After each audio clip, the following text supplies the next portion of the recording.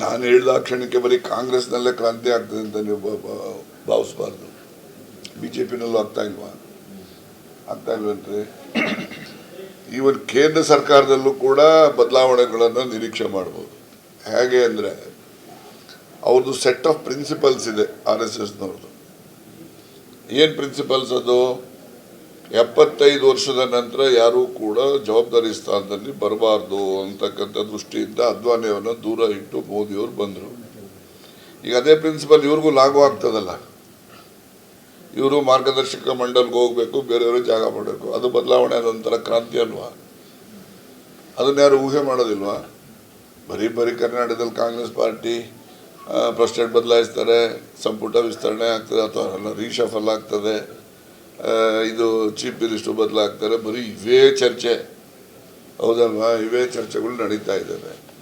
ರಾಜಕಾರಣ ಅನ್ನೋದು ನಿಂತ ನೀರಲ್ಲ, ಇರ್ತಕ್ಕಂಥ ನೀರು, ಹರಿಯೋ ನೀರು ಯಾವ ಕಡೆ ಇರ್ತದೆ ಅಂದರೆ ಆ ತಗ್ಗು ಯಾವ ಕಡೆ ಇರ್ತದೋ ಆ ಕಡೆ ಹರ್ಕೊಂಡು ಹೋಗ್ತದೆ. ಹಂಗೆ ರಾಜಕಾರಣನೂ ಕೂಡ ಆಯಾ ಸಂದರ್ಭದಲ್ಲಿ ಏನೆಲ್ಲ ಬೆಳವಣಿಗೆಗಳು ಆಗ್ತವೆ, ಆ ಬೆಳವಣಿಗೆಗೆ ಅನುಗುಣವಾಗಿ ಮುಂದಿನ ಪ್ರಕ್ರಿಯೆ ನಡೀತವೆ. ಹೌದಲ್ವಾ? ನಾವೇನಿದ್ದೇವೆ 2 × 2 4 2 + 2 4 ಅಂತ ಹೇಳ್ದಂಗೆ ರಾಜಕಾರಣ ಹೇಳೋಕ್ಕಾಗೋದಿಲ್ಲ. ಆ ದಿವಸದ ಬೆಳವಣಿಗೆ ಗೊತ್ತಾಯ್ತಾ? ಆ ಘಟನೆಗಳು ಏನು ನಡೀತವೆ, ಆ ಘಟನೆ ಆ ಬೆಳವಣಿಗೆ ಆಧರಿಸಿ ಮುಂದಿನ ಪ್ರಕ್ರಿಯೆಗಳು ನಡೀತವೆ. ಹೌದು ತಾನೆ?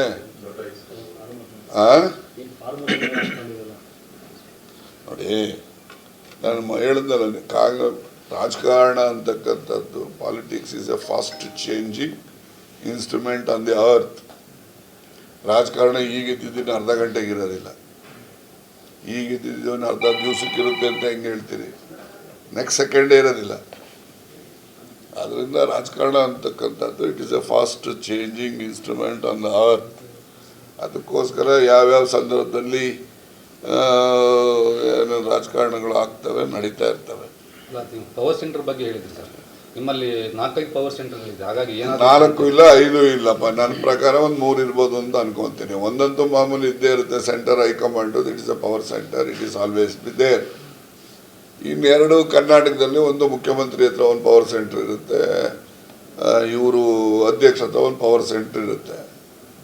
ಅದೇನು ಇದು ಎಲ್ರಿಗೂ ಗೊತ್ತಿದ್ರು ಯಾರು ಬಾಯ್ಬಿಟ್ಟು ಹೇಳಲ್ಲ. ನಾವು ಬಾಯ್ಬಿಟ್ಟು ಹೇಳಿದೆ ಅಂತಿದ್ದಂಗೆ ನೀವು ಅದನ್ನೇ ಬೆಳಗ್ಗೆ ಸಾಯಂಕಾಲ ತನಕ ಇನ್ನೊಂದು ಯಾವುದೋ ಟಿವಿಲಿ ಯಾರೋ ಹೊಡಿತಾವ್ರು, ನನಗೆ ಗೊತ್ತಿಲ್ಲ ಯಾವೊಂದು ಟಿವಿ ಅಂತ. ಎಂಥದ್ದು ಸಿದ್ದರಾಮಯ್ಯನವರಿಂದ ದೂರ ಹೊರಟೋಗ್ಬಿಟ್ಟವ್ರೆ ರಾಜಣ್ಣವರು ಅವ್ರ ಬಣದಿಂದ ಅಂತ. ನಾನು ಅವ್ರು ಇರೋದಕ್ಕೆ ರಾಜಕಾರಣ ಮಾಡೋದು, ಅವ್ರು ಇಲ್ಲದೇನೋ ನಾನು ಬಿಟ್ಬಿಟ್ಟು ಸುಮ್ಮನೆ ಆರಾಮಾಗಿರ್ತಾ ಇದ್ದೆ. ಅವ್ರು ಇರೋದಕ್ಕೆ ರಾಜಕಾರಣ ಯಾಕೆ ಮಾಡ್ತೀನಿ ಅಂತ ನೀವು ಪ್ರಶ್ನೆ ಹಾಕಿದ್ರೆ, ಅವರಿಂದ ಬಡವ್ರಿಗೆ ಸಹಾಯ ಆಗ್ತದೆ. ಆ ಬಡವ್ರಿಗೆ ಸಹಾಯ ಮಾಡುವಂಥ ಒಬ್ಬ ವ್ಯಕ್ತಿಗೆ ಹೆಚ್ಚು ಶಕ್ತಿ ತುಂಬಬೇಕು ಅನ್ನೋ ದೃಷ್ಟಿಯಿಂದ ನಾವು ರಾಜಕಾರಣ ಮಾಡ್ತಾ ಇದ್ದೇನೆ ಹೊರತು ನಾನು ಅವ್ರಿಗೆ ಯಾವತ್ತೂ ಕೂಡ ಅವರಿಂದ ದೂರ ಸರಿಯುವಂಥದ್ದು ಇಲ್ಲ. ಎಲ್ಲ ಸುಳ್ಳು, ಇದನ್ನು ನೀವೆಲ್ಲ ನಿಮ್ಮ TRPಗೋ ಆಳೋ ಮಾಡ್ಕೊಂಡು ನೀವು ತೋರಿಸ್ಕೊಂಬಿಟ್ರೆ ನಾನೇನು ಮಾಡೋಕ್ಕಾಗಲ್ಲ. ಅದಕ್ಕೆ ನೀವು ಸಿದ್ದರಾಮಯ್ಯನ ಬಣದಲ್ಲೇ ಇದ್ದೀರಾ ಸರ್? ಲೇ, ಇವತ್ತು ಇದ್ದೀನಿ, ನಾಳೆನೂ ಇದ್ದೀನಿ, ಮುಂದೆನೂ ಇರ್ತೀನಪ್ಪ. ಯಾಕೆ ಅನುಮಾನ? DKC ಏನಾದರೂ CM ಆಗ್ತಾರೆ ಅನ್ನೋ ಪವರ್ ಸೆಂಟ್ರ್ ಯೂಸ್ ಮಾಡಿದ್ದೀರಾ ಸೆಪ್ಟೆಂಬರ್ ನಂತರ?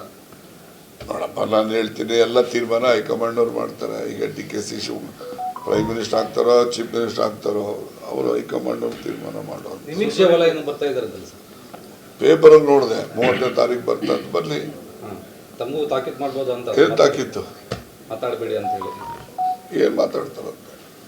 ಅಯ್ಯೋ, ಸುಮ್ಮನೆ ನೀವೆಲ್ಲ ಆಯಿತು ನಾನು ಮಾತಾಡಬೇಡಿ ಅಂತ ಹೇಳಿದ್ರೆ ನನಗೆ ಕೇರ್ ಮಾಡಲ್ಲ ಅಂತ ಹೇಳ್ಬೇಕು ಅಂತ ನಿಮ್ಮ ನಿರೀಕ್ಷೆ. ನಾನು ಹಂಗೆಲ್ಲ ಹೇಳಕ್ ಹೋಗಲ್ಲ. ಬಹಳ ದೊಡ್ಡ ಕಾರ್ಯಕ್ರಮ ಮಾಡಿ DKC ಕರೆಸ್ಕೊಂಡು ಒಂದಾದ್ರಿ ಅಂತ ಮಾತು. ಯಾವತ್ತೂ ಎರಡಾಗಿದ್ದೀವಿ, ಸದಾಕಾಲ ಒಂದೇ. ಪಕ್ಷದಲ್ಲಿ ಅಧ್ಯಕ್ಷ ಇರುವಂಥ ಕಾಲದಲ್ಲಿ ಅಧ್ಯಕ್ಷರಿಗೆ ಏನು ಗೌರವ ಕೊಡಬೇಕು ಅದು ಕೊಡ್ತೀವಿ.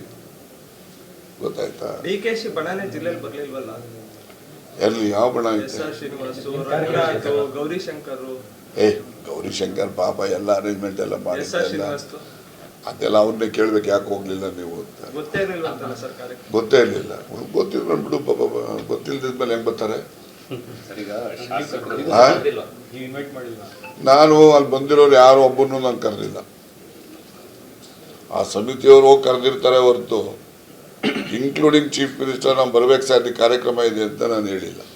ಸ್ವಇಚ್ಛೆ ಬಂದವರು, ಸ್ವಇಚ್ಛೆ ಅಲ್ಲ, ಏನು ಆ ಸಮಿತಿ ಇದೆ, ಸಮಿತಿಯವರ ಮನವಿ ಮೇರೆಗೆ ಎಲ್ಲ ಬಂದಿರತಕ್ಕಂಥ.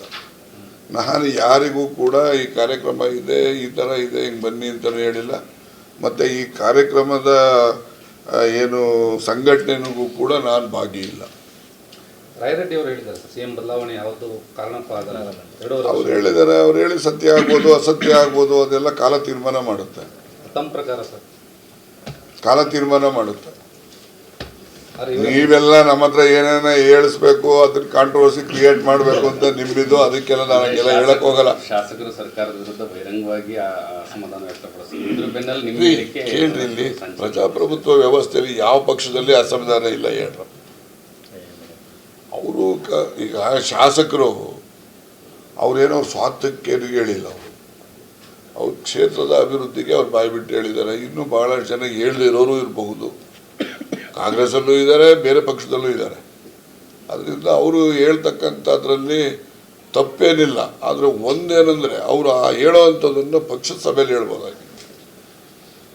ಅದರಿಂದ ರಾಜು ಕಾಗೇನು ಸೀನಿಯರ್ ಶಾಸಕರಿದ್ದಾರೆ. BR ಪಾಟೀಲು ಕೂಡ ಸಮಾಜವಾದಿ ಹಿನ್ನೆಲೆಯಲ್ಲಿ ಹೋರಾಟದಲ್ಲಿ ಬಂದಂಥವರು.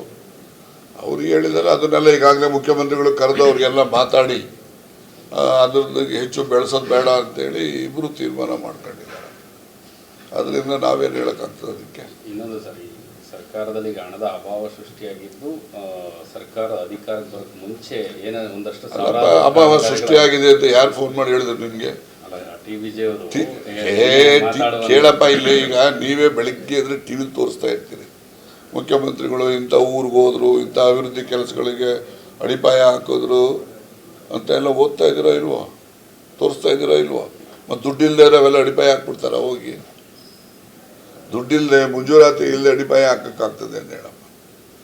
ದುಡ್ಡು ಎಲ್ಲರೂ ನಿರೀಕ್ಷೆಯಂತೆ ಸಂಪನ್ಮೂಲ ಇಲ್ಲದೆ ಇರ್ಬೋದು, ಆದರೆ ಆಡಳಿತಾತ್ಮಕವಾಗಿ ಮೂಲಭೂತ ಸೌಕರ್ಯಗಳನ್ನು ಕಲ್ಪಿಸಲಿಕ್ಕೆ, ಜನರಿಗೆ ಅಗತ್ಯವಾಗಿ ಬೇಕಿರ್ತಕ್ಕಂಥ ಅಭಿವೃದ್ಧಿ ಕೆಲಸಗಳನ್ನು ಮಾಡಲಿಕ್ಕೆ ಯಾವುದೇ ಹಣದ ಕೊರತೆ ಇಲ್ಲ. ಪರಮೇಶ್ವರ್ ಹೇಳಿದಾರಲ್ಲ ಸರ್, ನನ್ನ ಹತ್ರನೂ ದುಡ್ಡಿಲ್ಲ, ಸಿದ್ದರಾಮಯ್ಯ ಹತ್ರನೂ ದುಡ್ಡಿಲ್ಲ. ಅವರೆಲ್ಲ ಹೇಳೋರ್ರಿ, ಸುಮ್ಮನೆ ನೀವು ನೋಡಿ, ಇನ್ ಎ ಲೈಟರ್ ವೇನ್ ಈ ಮೈಟ್ ಹಾವ್ ಸೆಟ್. ಸೊ ಯಾರೋ ಬಂದು ನಮ್ಮೂರಿಗೊಂದು ಎಷ್ಟೋ ಒಂದು 200 ಕ್ವಾರ್ಟರ್ಸ್ ಕೊಟ್ಬಿಡಿ ಅಂತ ಕೇಳ್ತಾರೆ. ಒಂದೇ ಊರಿಗೆ 200 ಕ್ವಾರ್ಟರ್ಸ್ ಕಟ್ತಾರ? ಎಷ್ಟು ಅಗತ್ಯ ಇದೆ ಅಷ್ಟು ಕಟ್ತಾರೆ. ಅದಕ್ಕೆ ಅವ್ರೇನು ಹೇಳ್ತಾರೆ, ಇಲ್ಲಪ್ಪ ಅಷ್ಟೊಂದು ದುಡ್ಡಿಲ್ಲ ಅಂತ ಹೇಳಿರ್ಬೋದು. ಹಂಗಂದಾಕ್ಷಣಕ್ಕೆ ದುಡ್ಡೇ ಇಲ್ಲ ಅಂತ ಅಂದ್ಬಿಟ್ರೆ ಅದೇ ರೀ, ಅವೆಲ್ಲ ಕಾಲ ತೀರ್ಮಾನ ಮಾಡುತ್ತೆ. ರೀಶಫಲ್ ಮತ್ತೆ ಏನೆಲ್ಲ ನೀವು ಮನಸ್ಸಲ್ಲಿ ಅನ್ಕೊಳ್ತಾ ಇದ್ದೀರಿ ಅವೆಲ್ಲವೂ ಕೂಡ ಕಾಲ ತೀರ್ಮಾನ ಮಾಡ್ತಾರೆ. ತಗೊಳ್ಳೇಳು, ಯಾರು ಹಿಡ್ಕೊಂಡವ್ರ ಷಡಾಕ್ಷರಿನ? ನೀನು ಹೋಗ್ಬೇಡಪ್ಪ, ತಗೋಬೇಡಪ್ಪ ಅಂತ ಯಾರು ಹೇಳೋರು? ತಗೊಳ್ಳೇಳು. ಸೀನಿಯರ್, ಅವ್ರು ಮುಖ್ಯಮಂತ್ರಿ ಅಭ್ಯರ್ಥಿ, ಅವರು ಸೀನಿಯರ್ ಅಂತ ಯಾಕೆ? ಸೆಪ್ಟೆಂಬರ್ಗೆ ಬದಲಾವಣೆ. ಸತೀಶ್ ಜಾರಕಿಹೊಳಿ ಅವರು ರಾಜ್ಯಾಧ್ಯಕ್ಷರ ಪಟ್ಟ ಏನು ಚೇಂಜ್ ಆಗಿದೆ? KPCC ಅಧ್ಯಕ್ಷರು ನೋಡ್ರಿ, KPCC ಅಧ್ಯಕ್ಷ ಸ್ಥಾನ ಬದಲಾವಣೆ ಆಗೋದು ಬಿಡೋದು ಎಲ್ಲ ಅವ್ರು ತೀರ್ಮಾನ ಮಾಡ್ತಾರೆ. ಬಟ್ ಬದಲಾವಣೆ ಅಂತೂ ಆಗ್ತದೆ, ಯಾವಾಗ ಆಗ್ತದೆ ಅವೆಲ್ಲ ಅಂತಿಮವಾಗಿ ಅವರೇ ತೀರ್ಮಾನ ಮಾಡೋದು. ಬದಲಾವಣೆ ಅಂತೂ ಆಗ್ತದೆ. ಸತೀಶ್ ಜಾರಕಿಹೊಳಿ ಆಗುತ್ತಂತ ಅವರು ಆಗಬಹುದು ಏನೋ ಅಂತ ಅಂದ್ಕೊಂಡಿದ್ದೀನಿ, ಆಗಬಹುದು. ನೋಡಿ, ರಾಜಕಾರಣದಲ್ಲಿ ಯಾರೇನಾಗ್ತಾರೆ ಅಂತೇಳಿ ಯಾರು ನಿರೀಕ್ಷೆ ಊಹೆನೂ ಮಾಡೋಕ್ಕಾಗಲ್ಲ. ಆಗ್ತವೆ, ಅದಕ್ಕೆಲ್ಲ ಕಾಲನ ತೀರ್ಮಾನ ಮಾಡುವಂಥದ್ದು. ಹೌದಲ್ವಾ?